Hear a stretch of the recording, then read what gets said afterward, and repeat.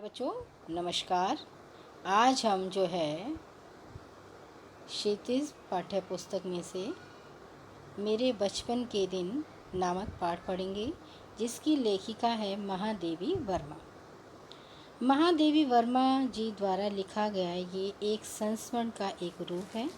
लेखिका ने इसमें अपने बचपन के उन दिनों का वर्णन किया है जब वे विद्यालय में पढ़ती थी, और लेखिका उस समय लड़कियों के प्रति सामाजिक रवैया, विद्यालय की सहपाठिनी, छात्रावास का जीवन और स्वतंत्रता आंदोलन के संघर्ष के प्रसंगों का अत्यंत मार्मिक ढंग से इस लेख में वर्णन किया है। लेखिका जो है एक स्त्री दर्पण प्रकाशित होता था, उसमें अपना एक लेख अवश्य डालती थी। इलाहाबाद में प्रकाशित होने वाली ये पत्रिका श्रीमती रामेश्वरी नेहरू के संपादन में थी और 1909 से लेकर 1924 तक लगातार प्रकाशित रही। इस पत्रिका में स्त्रियों में व्याप्त अशिक्षा और कुरीतियों के प्रति जागृति पैदा करना उनका प्रमुख उद्देश्य था। अब इस पाठ में जो कठिन शब्द आए हैं उनके अर्थों से मैं आपको परिचित करा देती हूँ। मेरे साथ साथ सभी बच्चे इस पाठ को समझते चलें। परम धाम स्वर्ग होता है, प्रतिष्ठित, सम्मानित, उपरांत उस पश्चात नक्का काशीदार, बेल बूटे, काम आदि से युक्त, जो लेखिका को मिला था। फूल तांबे और रांगे के मेल से बनी हुई मिश्र धातु, निराहार, बिना कुछ खाए पिए। पदक सोने, चांदी या अन्य धातु से बने हुए गोल चकोर टुकड़े, जिस पर कि सम्मानित करने के लिए लिखा जाता है, विशेष अवसरों पर दिया जाता है। जैसे आप लोग भी किसी शिक्षा या किसी पढ़ाई के उसमें आते तो आपको पदक से सम्मानित किया जाता है। प्रभाती, सवेरे गाए जाने वाले गीत को हम प्रभाती कहते हैं। संस्कार, जो हमारे मनोवृत्तियाँ हैं उनके स्वभाव में संस्कार, अच्छे आकार में उसको रूप देना संस्कार कहलाता है। लहरिया, रंगीन साड़ी, लहरेदार। वाइस चांसलर, कुलपति, आकर्षण, खिंचाव, मित्रता, दोस्ती, बेचैनी, चैन ना पड़ना। अवकाश, छुट्टी या फुर्सत। उस्तानी, अध्यापिका। उर्दू के इस पाठ में बहुत सारे उर्दू के शब्दों का प्रयोग किया है लेखिका के द्वारा, क्योंकि उस समय हमारे समाज में उर्दू का ज़्यादा ही बोलबाला था, तो उर्दू का लोगों के अंदर बहुत प्रभाव है। तो लेखिका ने भी अपने जो लेख हैं उनमें जो है सबसे ज़्यादा उर्दू शब्दों का भी काफ़ी प्रयोग किया है। निकट पास, महादेवी वर्मा ने इस पाठ में अपने उन दिनों का वर्णन किया है जो उनके बचपन के दिन थे। बचपन की यादों का एक विशेष प्रकार का आकर्षण होता है, और वही लेखिका ने अपने इस लेख में, इस संस्मरण में क्या किया है, बताया है। और क्या कहा, बचपन में स्मृतियों का एक विचित्र सा आकर्षण होता है। क्या कहा लेखिका ने कि विचित्र सा आकर्षण होता है।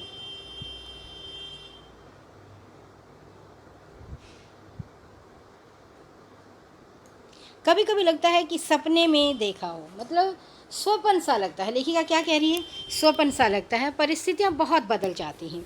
अपने परिवार में कई पीढ़ियों के बाद उत्पन्न हुई थी। कौन, लेखिका। मेरे परिवार में प्राय 200 वर्षों तक कोई लड़की नहीं थी। सुना है उससे पहले लड़कियों को पैदा होते ही परमधाम भेज देते थे। अर्थात उस समय समाज में लड़कियों के प्रति कैसा व्यवहार किया जाता था, वो लेखिका ने इस लेख के अंदर, इस संस्मरण के अंदर उजागर किया है। फिर मेरे बाबा ने बहुत दुर्गा पूजा की, जैसे दुर्गा माँ की हम सभी पूजा करते हैं। हमारी कुल देवी दुर्गा थी। मैं उत्पन्न हुई तो मेरी बड़ी खातिर हुई, और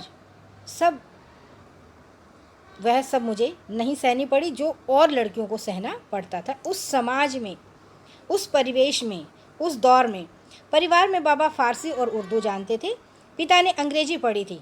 हिंदी का कोई वातावरण नहीं था। लेखिका ने क्या बताया है कि उस समय हिंदी का कोई वातावरण नहीं था, उर्दू का ही ज़्यादा बोलबाला था। मेरी माता जबलपुर से आई थी। जबलपुर कहाँ है? मध्य प्रदेश में। अपने साथ वो हिंदी लेकर आई थी क्योंकि वहाँ पर हिंदी भाषा ही लोग रहते हैं और वहाँ की भाषा ही हिंदी है। पूजा पाठ भी करती थी और पहले पहले उन्होंने मुझको पंचतंत्र पढ़ना सिखाया। लेखिका को क्या पढ़ना सिखाया? पंचतंत्र। बाबा कहते थे कि हम जो है लेखिका को विदुषी बनाएंगे। विद्वान का क्या होता है? लिंग। विदुषी स्त्रीलिंग। मेरे संबंध में उनका विचार बहुत ऊंचा रहा था, इसलिए मैंने पंचतंत्र भी पढ़ा, संस्कृत भी पढ़ी। लेखिका क्या बता रही हैं कि उन्होंने सबसे पहले ज्ञान किसका लिया? पंचतंत्र का। अवश्य चाहते थे कि मैं उर्दू फारसी भी सीख लूं, लेकिन ये मेरे वश की बात नहीं थी। जब मैंने एक दिन मौलवी साहब को देखा तो बस मैं दूसरे दिन चारपाई के नीचे जाकर छिप गई। तब पंडित जी आए और संस्कृत पढ़ाने। माँ थोड़ी संस्कृत जानती थी, गीता में उन्हें विशेष रुचि थी। माँ संस्कृत जानती थी और उन्हें गीता में विशेष रुचि थी। पूजा पाठ के समय में मैं भी उनके साथ बैठ जाती। कौन? लेखिका। और संस्कृत सुनती। उसके उपरांत ही उन्होंने मिशन स्कूल में मुझे रख दिया। मिशन कैसे होते हैं? अंग्रेजी स्कूल, जिसमें कि ईसाइयों के स्कूल होते हैं। वहाँ पर जो है वातावरण भी दूसरा होता है, प्रेयर भी दूसरी होती है और वहाँ पर शिक्षा दीक्षा अंग्रेजी भाषा में ही दी जाती है। उनका वातावरण भी दूसरा था, प्रार्थना दूसरी थी। मेरा मन नहीं लगा, वहाँ जाना बंद कर दिया और जाने में रोने धोने लगी और मुझे क्राफ्ट वेस्ट गर्ल्स कॉलेज में भेजा गया, जहाँ मैं पाँचवें दर्जे में भर्ती हुई, 5वीं क्लास में। वहाँ का वातावरण मुझे अच्छा लगा। उस समय हिंदू लड़कियाँ भी, ईसाई लड़कियाँ भी थी। सभी तरह की लड़कियाँ वहाँ पर पढ़ती थी, सभी धर्मों को सम्मान करने वाली, सभी धर्मों को मानने वाली। हम लोगों का वहाँ पर एक ही मैस था।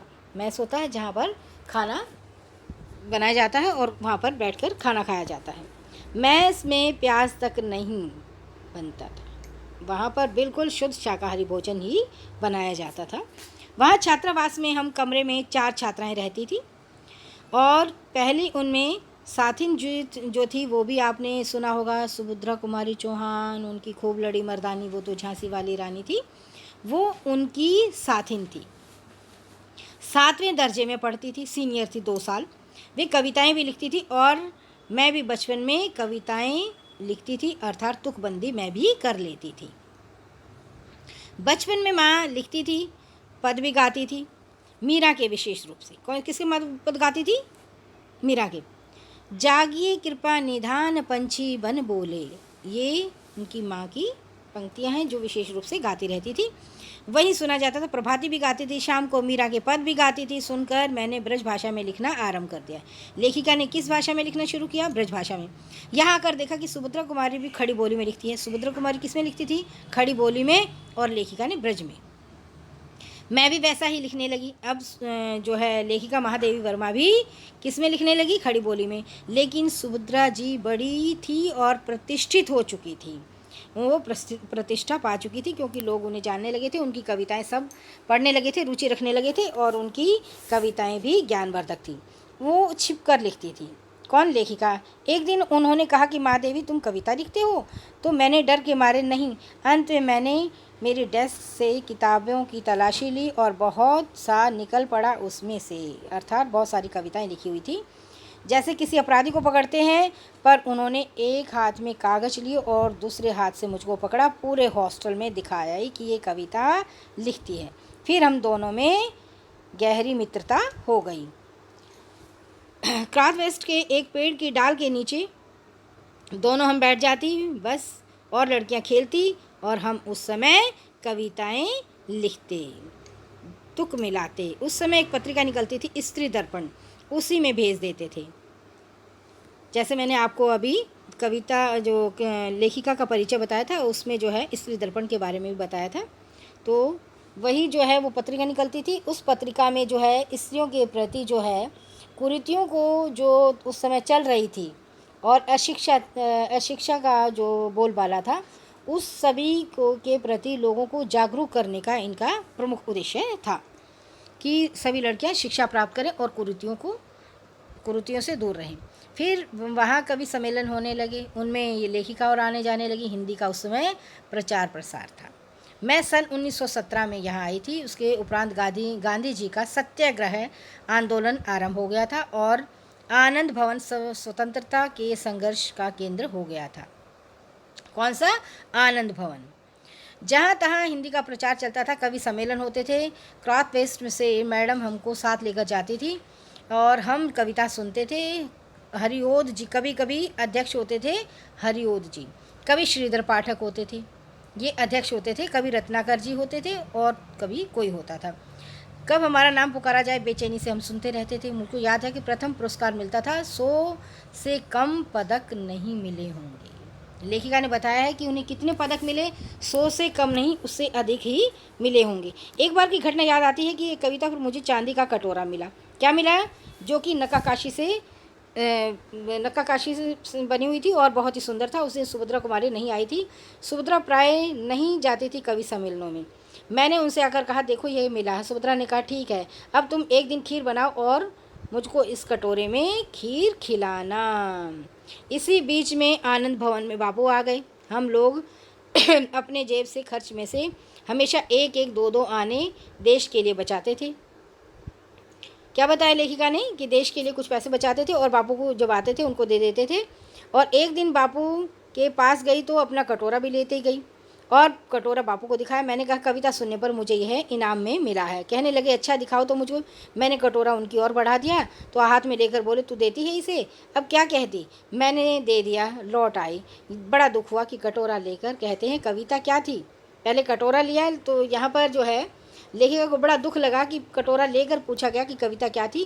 कविता सुनाने को उन्होंने नहीं कहा। और लौट कर अब मैंने सुभद्रा से कहा कि कटोरा तो चला गया। सुभद्रा जी ने कहा, और दिखाओ कटोरा। फिर बोली, देखो भाई, खीर तो तुमको बनानी पड़ेगी, चाहे अब पीतल में खिलाओ या किसी और बर्तन में।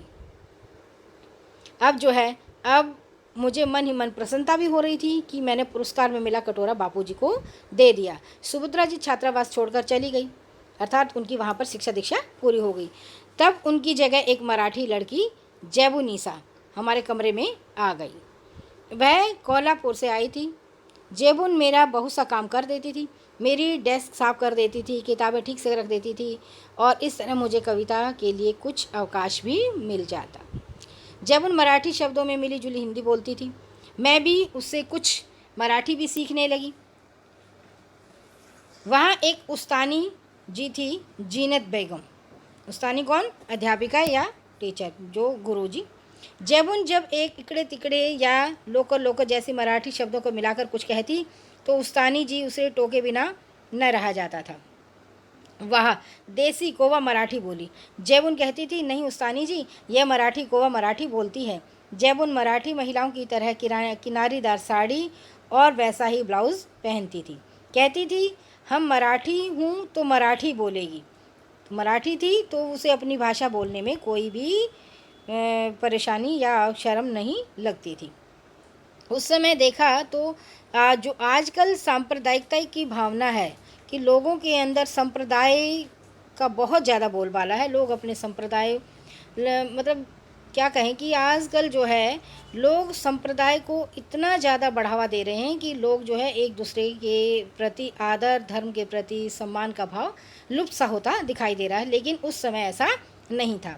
अवध की लड़कियां थी और आपस में अवधी बोलती थी, बुंदेली बोलती थी, जो जैसा होता था सब अपनी भाषाओं का प्रयोग करते थे, कोई अंतर नहीं आता था।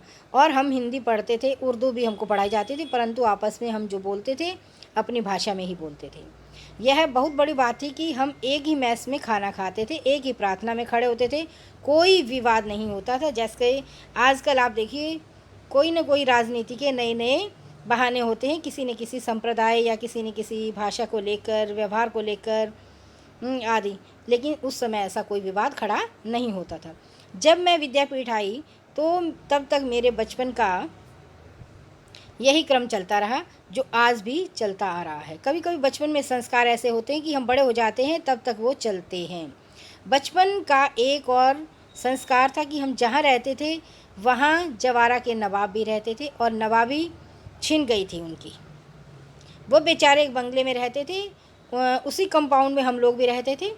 बेगम साहिबा कहती थी, हमको ताई कहा करो। जो नवाब साहब की पत्नी थी, जवारा की बेगम थी, वो हमें कहती थी कि हमें आप लोग ताई कहा करो। हम लोग उन्हें ताई साहिबा कहते थे। उनके बच्चे भी हमारी माँ को चची जान कहते थे। हमारे जन्मदिन वहाँ मनाए जाते थे, उनके जन्मदिन हमारे यहाँ मनाए जाते थे। उनका एक लड़का था, उनको राखी बांधने के लिए वे कहती थी बहनों को राखी बांधनी चाहिए। क्या कहती थी वो? बहनों को राखी बांधनी चाहिए। राखी के दिन सवेरे ही उसको पानी भी नहीं देती थी। कहती थी राखी के दिन बहनें राखी बांध जाएं, तब तक भाई को निराहार रहना चाहिए, बिना भोजन के, बिना अन्न जल ग्रहण किए रहना चाहिए। बार बार कहती थी कि भाई भूखा बैठा है राखी बंधवाने के लिए। फिर हम लोग जाते थे, हमको लहरिए या कुछ मिलते थे, मतलब कपड़े आदि।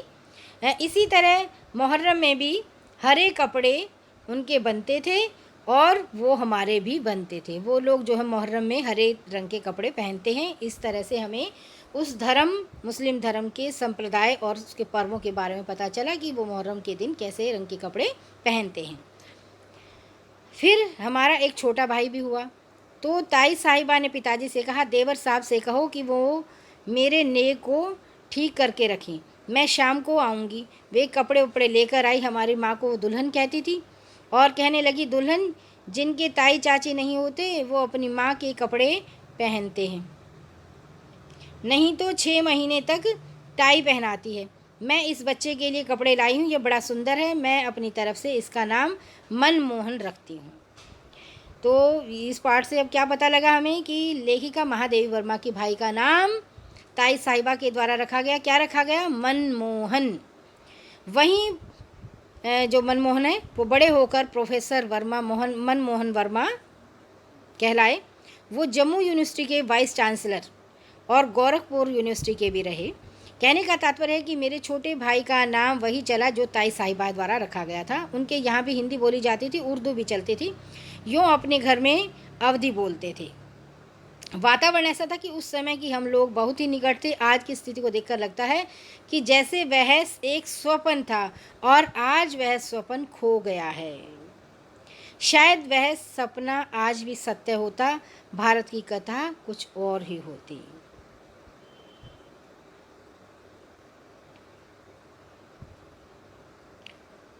ठीक है बच्चों, आपको ये पाठ अच्छे से समझ आ गया होगा कि महादेवी वर्मा के द्वारा ये संस्मरण अपने उनके बचपन की यादों पर आधारित है और उस समय जो महिला समाज के साथ जो एक बुराइयां थी उनका भी इन्होंने यहाँ पर इसमें वर्णन किया है कि लड़कियां जब शिक्षित हो जाती हैं तो शिक्षा के बाद हमारे समाज से बहुत सारी बुराइयों को दूर भी किया जा सकता है। धन्यवाद।